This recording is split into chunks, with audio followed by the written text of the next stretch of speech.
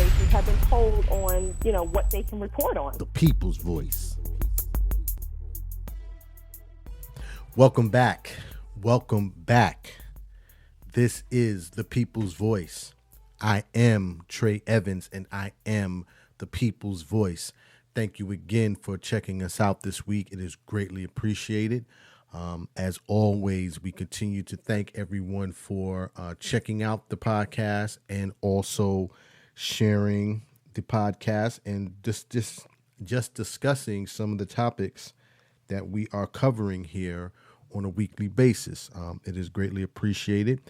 For those of you who are new to the podcast, thank you for taking a listen. It's greatly appreciated, as we always ask when you check out this podcast, and if this is of interest and we are providing great information for you, please go ahead and like and subscribe to the podcast.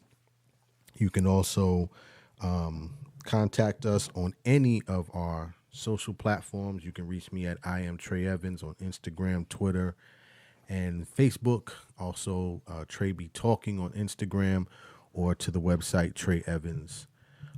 Please leave a comment. All comments are welcome and appreciative. Thank you. Today, I want to talk about blood donations, plural, blood donations, or the process of donating blood, and specifically how this is targeted towards lower income and minority communities. And I know when we hear about blood donation, you think the first thing I thought was, hey, that's a great thing, right? We're donating blood and potentially helping another individual, possibly fight a disease or sickness, or even possibly save their life during a surgery or an emergency.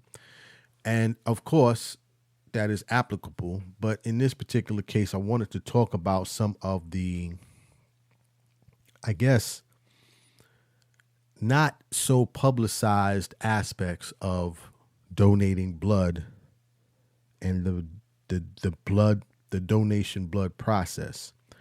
I would be, I'm sure, informing many people who are not aware of this, but there is a huge industry for blood donation, and industry meaning that money is being made off of blood donations.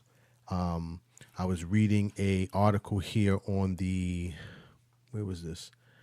Was this the Guardian? No, let me get to that article. Oh, actually, this was Michigan, the University of Michigan, their poverty solutions portion of their site. There is a study here that they published, and it kind of talks about some of the monies that are being generated from the blood donation industry.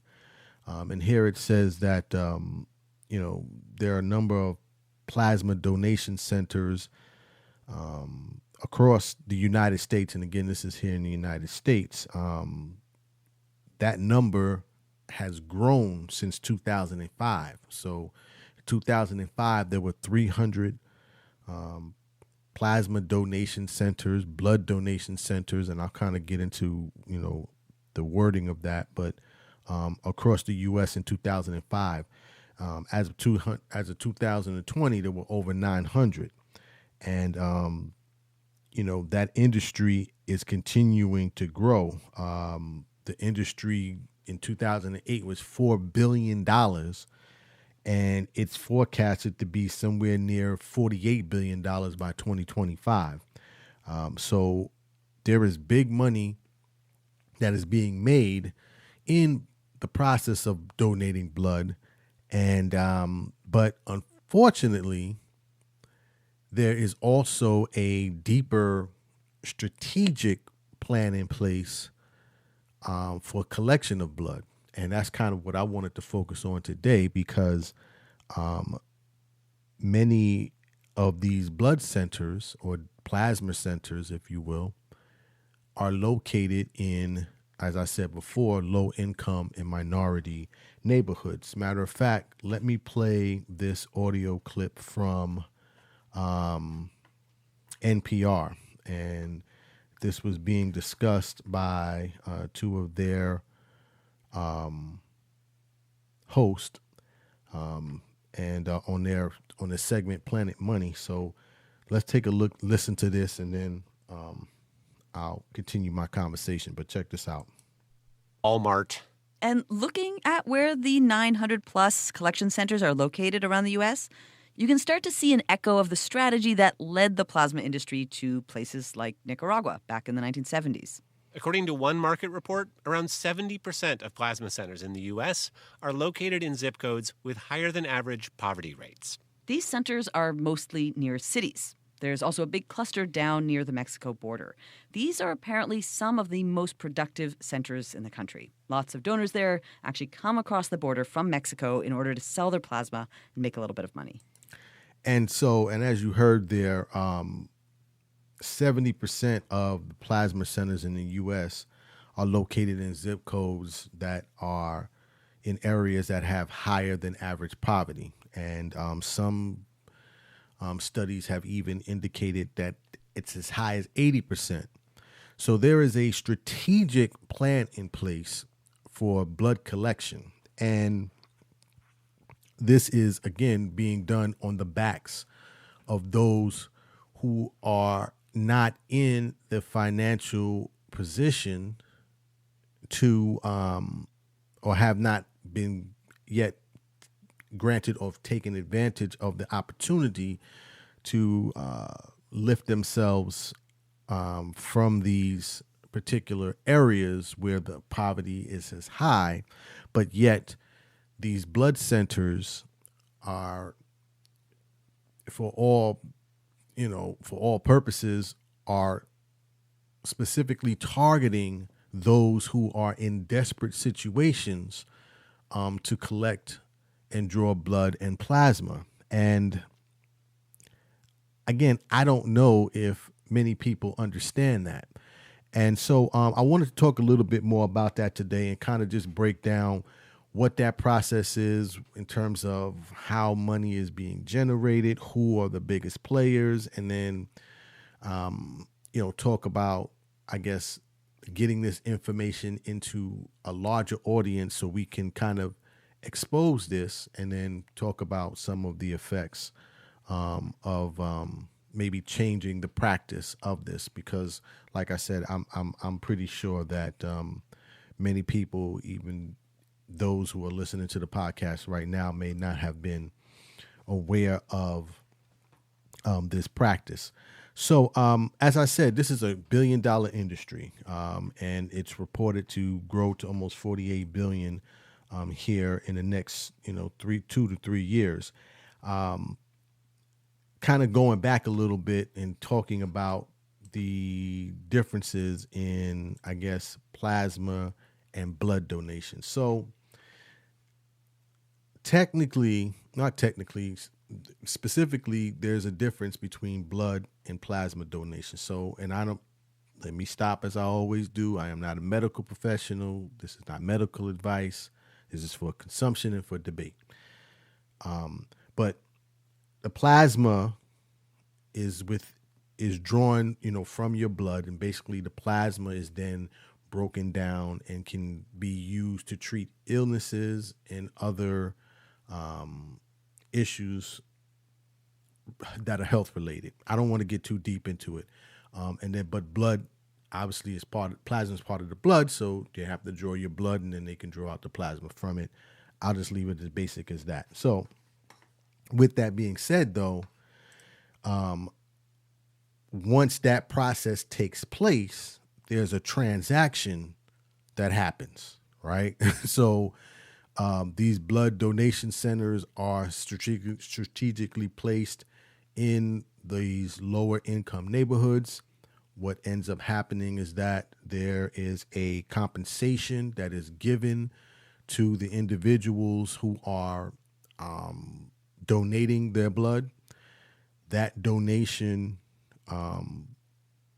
once that blood and that plasma is donated, then there's another process where that blood donation and plasma donation is then taken to either an off-site facility, to a pharmaceutical company, to a medical company, where the drawing process, if you will, is then enacted to convert that blood, that plasma, for use in another person. And I'm trying to keep it as simple as possible. I don't want to get overly technical with it because it doesn't require that for this discussion. But there's a transaction, right? So there's the initial transaction where the individual comes into the clinic, donates their blood plasma.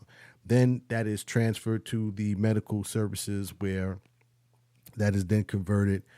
And then there's a transaction when that is then sold to the hospitals. So you got like 3-4 people, 3-4 players in this transaction. In that, though, what the individual who is donating the blood is being compensated for, and what the final number is a whole different ball game. I mean, according to some reports, and I'm reading here from an article on WUSA 9, which is a news channel. They say, according to latest reports, charges for a transfusion, right? Let's say you go to a hospital and, unfortunately you're there and you need a transfusion. You need a blood transfusion.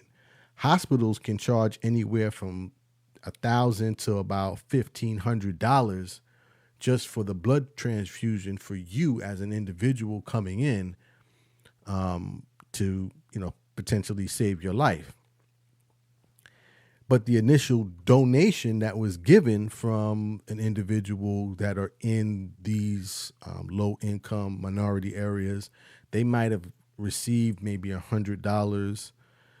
Sometimes, between $50 and $100, could be as high as $125, depending on the center that you go to. But as you can see, there's a huge economic change. There's a huge change in terms of the amount paid and then the amount that's being received for the transfusion once you get to the hospital. So that's where you kind of get that industry from that makes this process so profitable. And companies are jumping in left and right. Again, like you heard me mention earlier, the amount of blood donation centers in the United States has grown from, 300 to almost 900 centers just in the United States. Now, the United States is the largest provider of plasma in the world, right?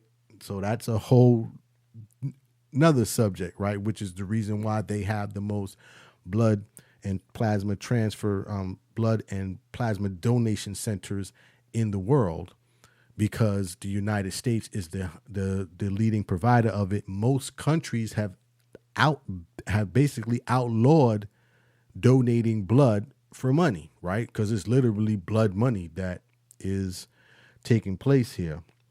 But getting back, so on average, it says on average, most donations today, blood donations, it usually starts off at maybe $100, $125. And I kind of want to get into that a little bit, because that's where another issue kind of develops.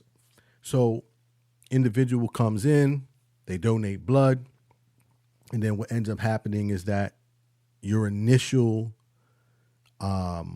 fee, right? Say you go in for the first time, you get paid a higher rate than you would for somebody who's going in on a monthly basis, right? Because how it works is basically you are allowed to donate blood up to twice a week. They say that up to twice a week you can donate blood basically without killing yourself. And I hate to be that blunt, but that's what kind of the science is behind this, and I'm going to talk a little bit about that. But if you are a new donor, you get paid a higher rate. Why? Because they want to incentivize you, right? They want you to come back. They say, well, you know, you're going to pay me $125 for me to just sit here with my arm out and you take some blood. That's fine with me. But here's the problem. So typically how it works is that you'll get paid that rate for the first, let's say, 30 to 45 days, maybe first month, month and a half. Then after that, when you come back, the fee is now lowered, right? Because you're considered a regular customer, if you will, or a regular donor. So you're not incentivized in the same manner. Well, what's end up happening is that people are doing so many different things in order to make this money that it is literally creating a potential health crisis. So let me play another clip from this NPR interview where they talk about the amount of times per year that you can donate blood and some of the potential health effects that are arising from that. So check this out. FDA rules say donors can give twice a week, up to 104 times a year. The centers are required to test donors every 4 months to make sure their health is holding up. There has been some research that suggests that donating this much is probably fine, but there's also a fair amount of anecdotal evidence that some high-frequency donors are having health problems and that testing every 4 months may not be enough. And so that is the other aspect of this that is not discussed, right? Because, again, you have individuals coming in to donate blood. Again, we're talking about, for the most part, individuals that are in locations that are high, above average poverty, where most of these centers are located. So now you have an individual who's coming in and saying to themselves, oh, I can come in and make, X amount of dollars just for donating blood. I'm going to try to do this as much as I can. So now if you're coming in there twice a week, over 104 times a year, you're literally giving your blood up for money. But at the same time, many times they're not educating these individuals to the long-term damage that can be a result of donating their blood in this fashion. So that's another aspect that I wanted to talk about that has not been discussed, or I feel like is not being discussed enough. Now, and there have been multiple reports done on this, but as always, the people's voice, I want to give additional light to it because it's one of those stories that kind of just flares up and then it goes away. And let me kind of give you just a small background. The reason why I wanted to talk about this, because here recently we've had natural disasters in the U.S. and all of a sudden populated across all of your social platforms. And when you sign on is donate to the Red Cross, donate to the Red Cross. And I started doing a little bit of research, right? Because I'm going to do another podcast about this soon about nonprofits, and that's stay tuned for that one. But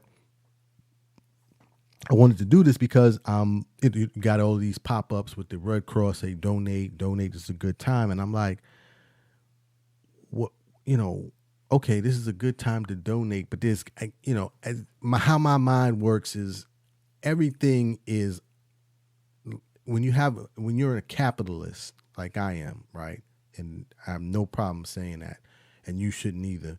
But everything I see and hear, I hear dollar signs, or I see how is that generating? That's generating income. That's generating revenue somewhere.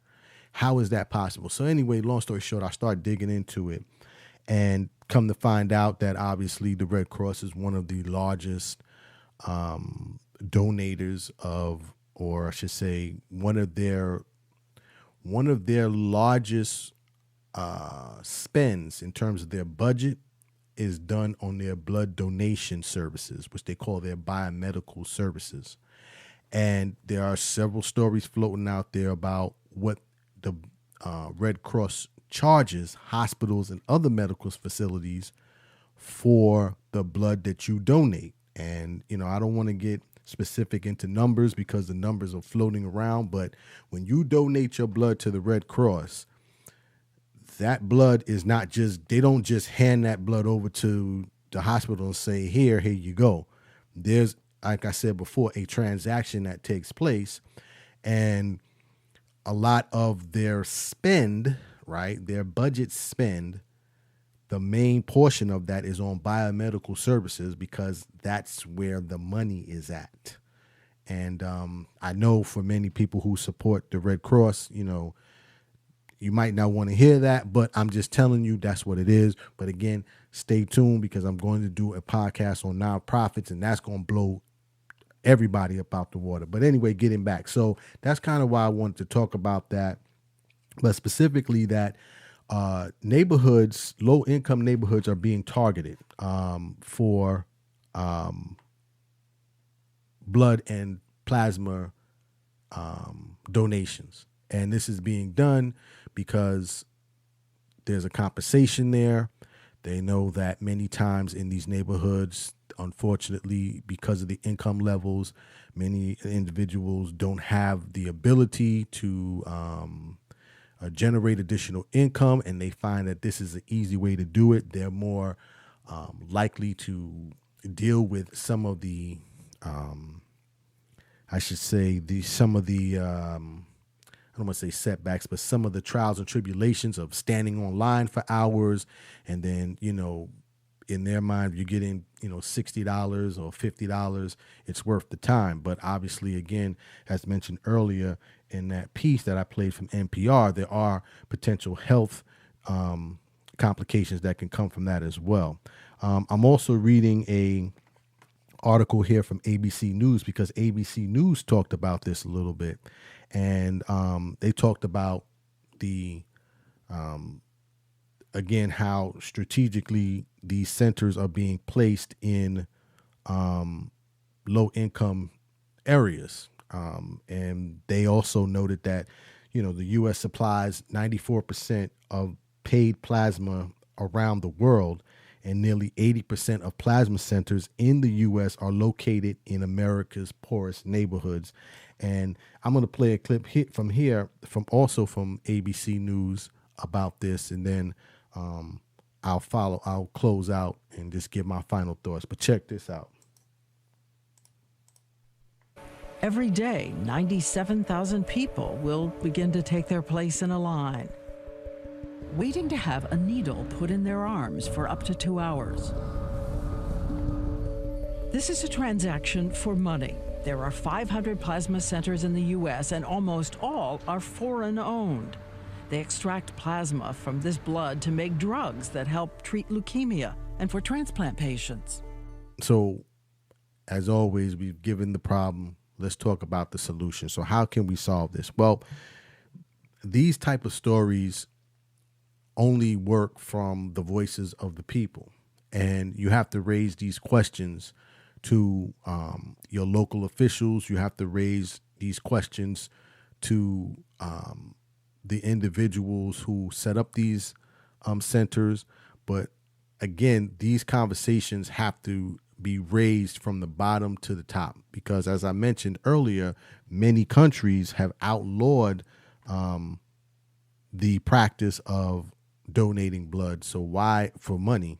So why is it that the United States is still able to do that? And again, this kind of goes back to some of my other discussions about the FDA, because the FDA, the Food and Drug Administration, they approve a lot of these different measures. Ultimately, there's money involved in it. So, of course, everybody wants to jump in, and then nobody thinks about the people. But again, the people are the ones that are being hurt by this. And, the only way that stuff like this gets exposed and raised to another level is through us, the people, because we have to make a conscious effort to discuss this, to share this information, and to shed a light on it in order for change to happen. So, with that today, that was the purpose of this podcast, to just kind of give an insight to what is currently going on in the blood and plasma transfer industry, which is, again, forecasted to be almost a $48 billion industry by 2025, and to kind of expose some of the players, some of the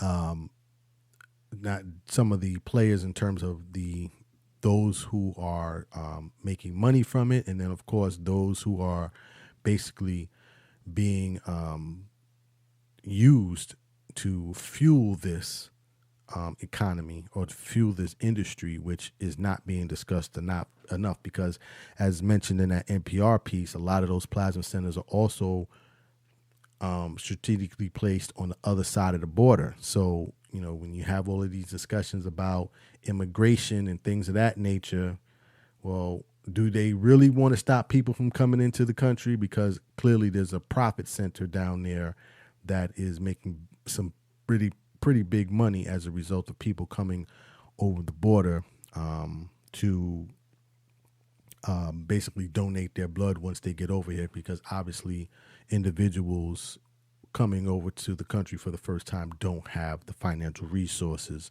and this is a way for them to make some quick short-term money. But again, we have long-term health effects that can be a result of that.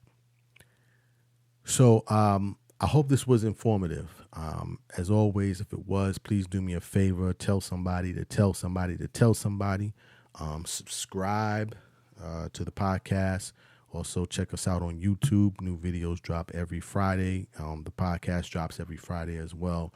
And then you can hit me up on the socials for any comment or suggestions about other topics you want us to cover. So, as always, dreams are not just for sleeping. Please wake up and live your dreams. My name is Trey Evans, the people's voice. Tell somebody about the dream. Salute. I am Trey Evans. People's voice.